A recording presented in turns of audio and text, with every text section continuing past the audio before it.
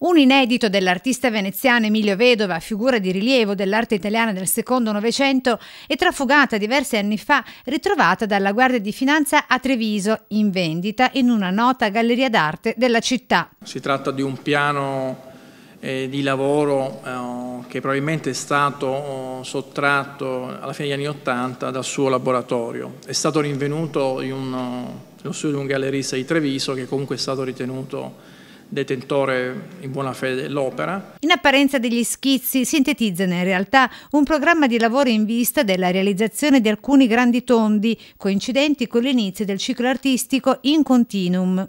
E quindi questo piano di lavoro, che in realtà è uno schizzo, è stato restituito alla Fondazione Emilio Vedova. Dopo il rinvenimento, il manufatto è esaminato dalla commissione tecnica dell'omonima fondazione, che ne ha accertato l'autenticità. In base alla ricostruzione operata dalle Fiamme Gialle trevigiane, infatti, l'opera sarebbe stata, con ogni probabilità, sottratta in modo fraudolento dal laboratorio dell'artista alla fine degli anni '80 del secolo scorso. Sicuramente un valore storico perché contribuisce a ricostruire il percorso del maestro.